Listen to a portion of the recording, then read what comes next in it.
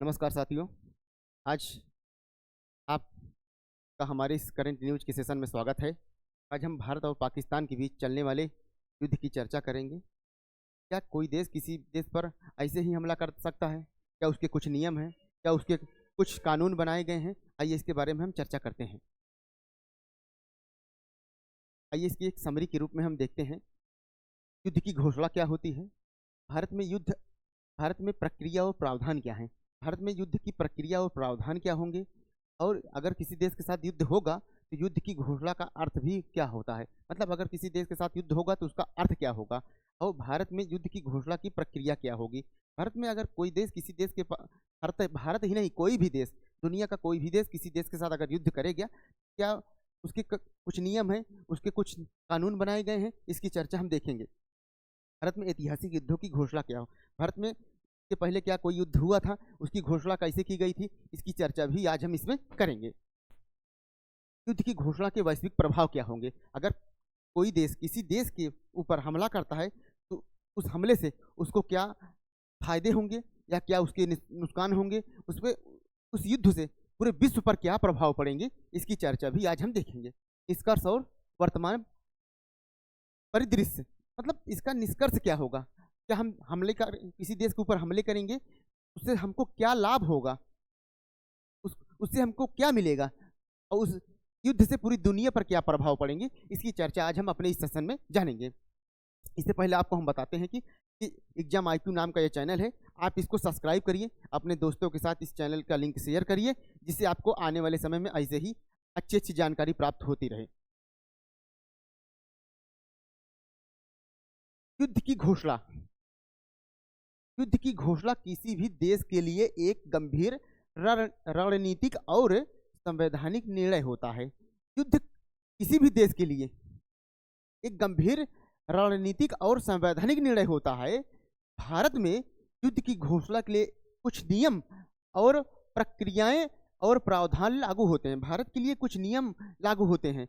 युद्ध कैसे करना है, युद्ध करने के नियम क्या होंगे, और जिसमें राष्ट्रपति, प्रधानमंत्री, संसद और कैबिनेट सुरक्षा शामिल होती है। इस युद्ध कैसे होगा, इस युद्ध में युद्ध कैसे होगा और किस देश से होगा, इसमें राष्ट्रपति और प्रधानमंत्री और संसद और कैबिनेट शामिल होता है।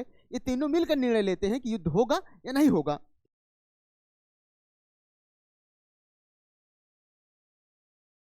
भारत में प्रक्रिया और प्रावधान क्या होंगे? अगर भारत किसी देश के साथ युद्ध करेगा तो उसकी प्रक्रिया और उसका प्रावधान क्या होगा?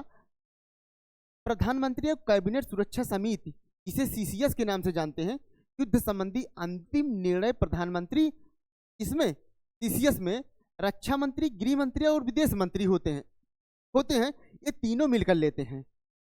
इसमें राष्ट्रपति की भूमिका होती है। राष्ट्रपति भारत के सशस्त्र बलों के सर्वोच्च कमांडर होते हैं, लेकिन वे युद्ध संबंधित कोई भी निर्णय मंत्री परिषद की सलाह पर ही लेते हैं। मतलब राष्ट्रपति तो तीनों सेनाओं का उच्च कमांडर होता है, लेकिन वह बिना मंत्री परिषद की सलाह पर कोई भी आदेश नहीं दे सकता। मतलब कहने का मतलब है कि भारत का राष्ट्रपति अपनी इच्छाओं से युद्ध करने के लिए सेनाओं को नहीं कह सकता। आपातकाल के प्रावधान है। अगर भारत के ऊपर कोई देश हमला करता है या भारत किसी देश के ऊपर हमला करता है तो इसमें एक अनुच्छेद 352 है, जो पूरे देश पर बाहरी आक्रमण या सशस्त्र विद्रोह होता है तो सरकार राष्ट्रीय आपातकाल की घोषणा कर सकती है। अगर सरकार राष्ट्रीय आपातकाल की घोषणा करती है बाहरी युद्ध के कारण, तो उसमें अनुच्छेद 352 लागू हो जाता है। संयुक्त राष्ट्र और अंतर्राष्ट्रीय कानून क्या है? मतलब इसमें संयुक्त राष्ट्र द्वारा कुछ नियम बनाए गए हैं, कुछ कानून बनाए गए हैं। वो कानून और नियम के तहत एक देश दूसरे देश से युद्ध करेगा और उस नियमों का पालन भी करेगा। युद्ध की घोषणा करने के बाद भारत को संयुक्त राष्ट्र और अंतरराष्ट्रीय संधियों के नियमों का पालन करना होता है। मतलब संयुक्त राष्ट्र में बने कानूनों का पालन करना युद्ध में अति आवश्यक होता है। आइए नेक्स्ट पेज चलते हैं। युद्ध की घोषणा का अर्थ क्या होता है? अगर युद्ध घोषित हो जाता है तो उसका मतलब क्या होता है? युद्ध की घोषणा का अर्थ है किसी राष्ट्र द्वारा औपचारिक रूप से किसी दूसरे राष्ट्र या समूहों के खिलाफ सैन्य कार्रवाई शुरू करने की घोषणा। यह घोषणा आधिकारिक, कानून और राजनीतिक होती है और इसके पीछे कई रणनीतिक, सुरक्षा, कूटनीतिक कारण भी हो सकते हैं। राष्ट्रीय सुरक्षा, जब किसी देश की संप्रभुता पर सीधा खतरा हो, मतलब किसी देश की संप्रभुता पर सीधा खतरा होता है तो वह देश सैन्य कार्रवाई करने की घोषणा कर सकता है, आक्रामक कार्रवाई का जवाब भी दे सकता है। मतलब भारत के ऊपर ही नहीं, दुनिया के कोई भी देश हो, अगर उसके ऊपर उसके आंतरिक सुरक्षा, उसके संप्रभुता पर खतरा होता है तो त्वरित कार्रवाई करने के लिए अपने सेनाओं को आदेश दे सकता है। इसमें रणनीतिक और राजनीतिक हित भी हो सकते हैं। इसमें मतलब राजनीतिक हित क्या होंगे? राजनीतिक हित ऐसे होते हैं जब किसी देश में चुनाव होने वाला होता है तो वह देश मतलब अपने देश के लोगों को, मतलब जैसे हमारे देश का दुश्मन पाकिस्तान है तो पाकिस्तान के से युद्ध कर लेंगे, हम पाकिस्तान की जमीन ले लेंगे, ऐसी प्रक्रियाओं के तहत जो है इसमें राजनीतिक कारण करके वो अपनी पार्टी को अधिक से अधिक सीटें दिलाने का काम होता है। संधियों और अंतरराष्ट्रीय संबंधों का प्रभाव इसमें भी होता है। युद्ध की घोषणा अक्सर किसी संधि या गठबंधन के आधार पर की जाती है। मतलब युद्ध की घोषणा अक्सर किसी संधि या गठबंधन के आधार पर की जाती है। आइए नेक्स्ट पेज की ओर चलते हैं। भारत में नेक्स्ट पेज की ओर चलते हैं। युद्ध की घोषणा के प्रमुख चरण क्या हैं? मतलब प्रधानमंत्री और कैबिनेट सुरक्षा समिति, इसके प्रमुख चरण क्या हैं? प्रधानमंत्री और कैबिनेट सुरक्षा समिति, जिसे सीसीएस के नाम से जानते हैं।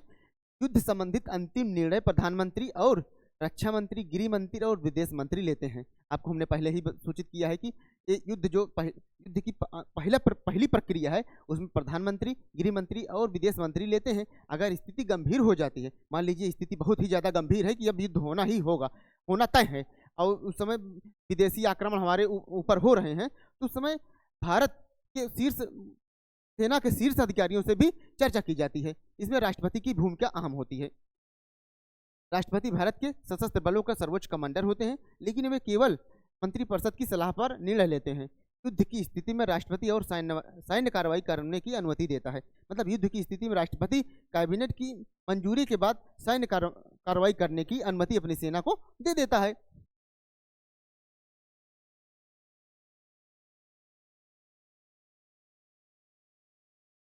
संसद की मंजूरी क्या है?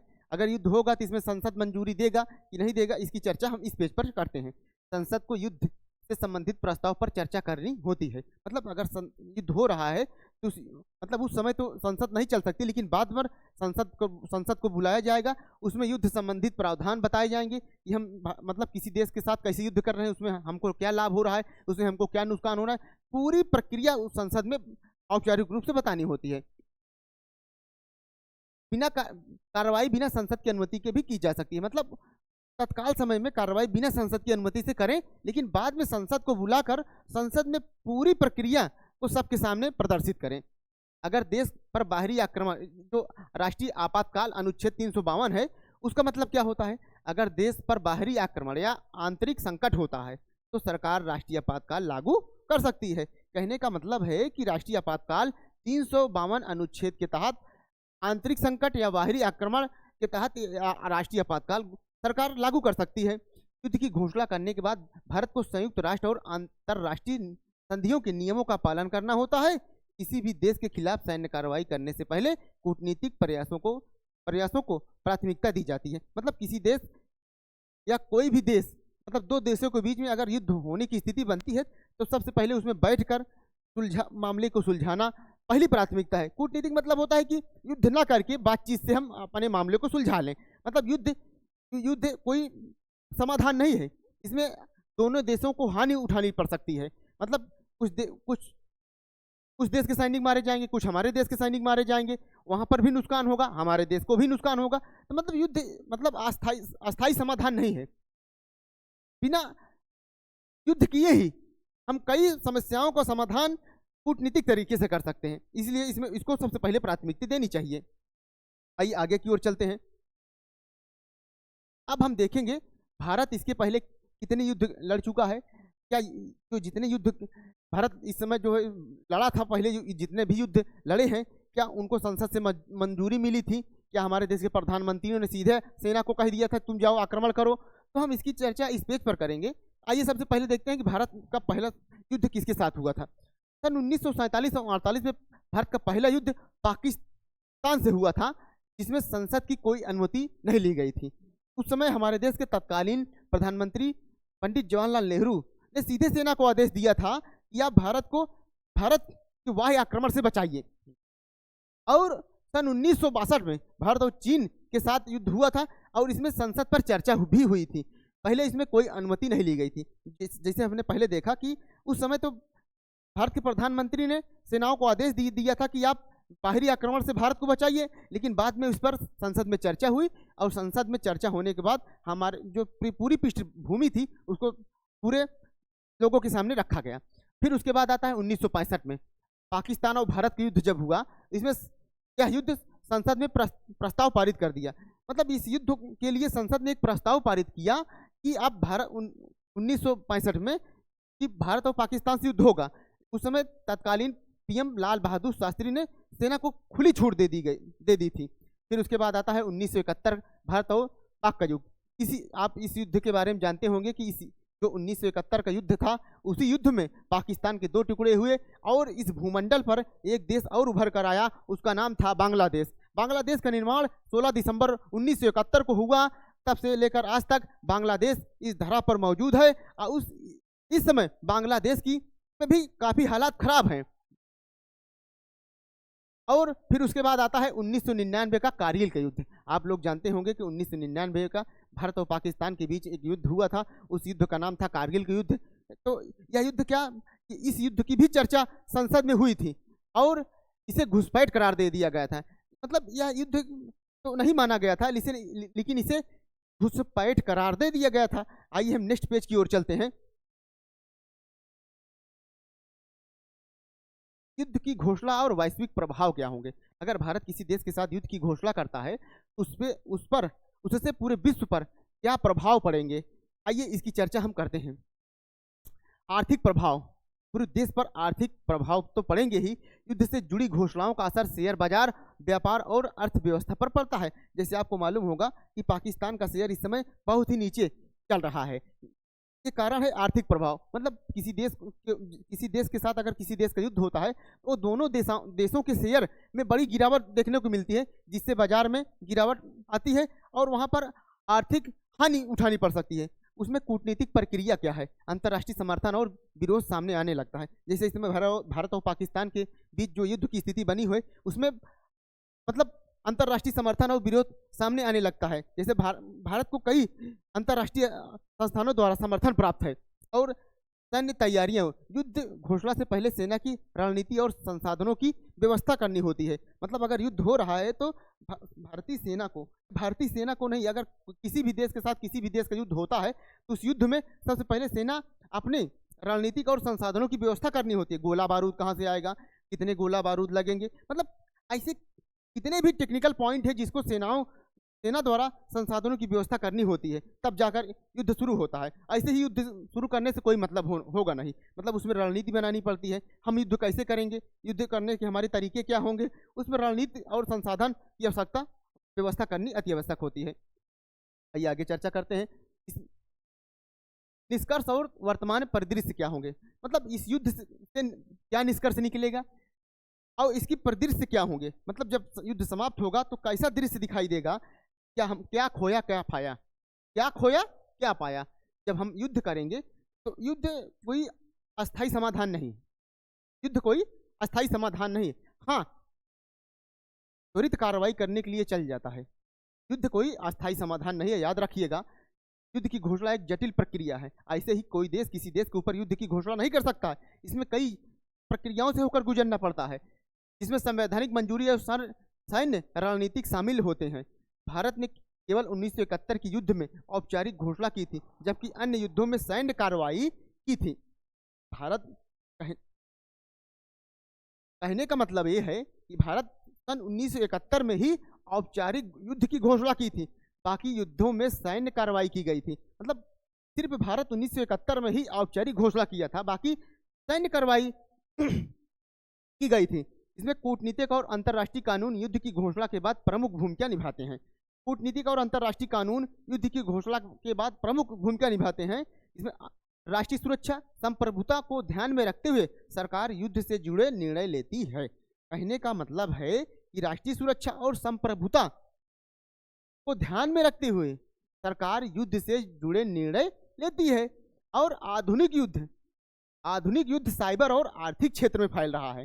जैसे आप जानते होंगे कि पाकिस्तान ने भारत की कई सरकारी वेबसाइटों को निशाना बनाने का प्रयास किया और उनको क्रैश करने का भी प्रयास किया।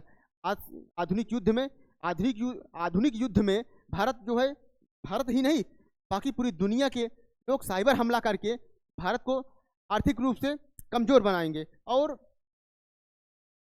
भारत ने सैन्य शक्ति के साथ साथ कूटनीतिक को प्राथमिकता देता है। आधुनिक साइबर में और आर्थिक क्षेत्र में फैल रहा है। भारत सैन्य शक्ति के साथ साथ कूटनीतिक को प्राथमिकता देता है। भारत ये नहीं कहता कि हम सीधे युद्ध करेंगे, भारत शांति का संदेश देता है। भारत सबसे पहले कूटनीतिक तरीके से मामले को हल करने की कोशिश करता है। अगर हाँ मामला हल नहीं होता तो भारत युद्ध करने की तैयारी करता है। संयुक्त राष्ट्र और वैश्विक संस्थाएं युद्ध को नियंत्रित करने का प्रयास करती हैं और अंतर्राष्ट्रीय संबंधों और गठबंधन युद्ध रणनीति को प्रभावित करती हैं। जो इंटरनेशनल कानून बनाए गए हैं, इंटरनेशनल संस्थाएं बनाई गई हैं, वे दोनों देशों के बीच मध्यस्थता कराने की कोशिश करती हैं। वो कोशिश करती है कि युद्ध ना हो, रणनीतिक तरीके से इस युद्ध जो स्थिति बनी हुई है उसको समाधान किया जाए और बिना युद्ध लड़े दोनों देशों के बीच में समाधान कराया जाए। और अगर आपको हमारी जानकारी अच्छी लगी हो, आप हमारे इस YouTube चैनल के नीचे दिए गए सब्सक्राइब बटन को दबाएं और चैनल को सब्सक्राइब करें और अपने दोस्तों के साथ शेयर करें। यकीन मानिए ये जानकारी बहुत ही रिसर्च करके आई है। नमस्कार, धन्यवाद।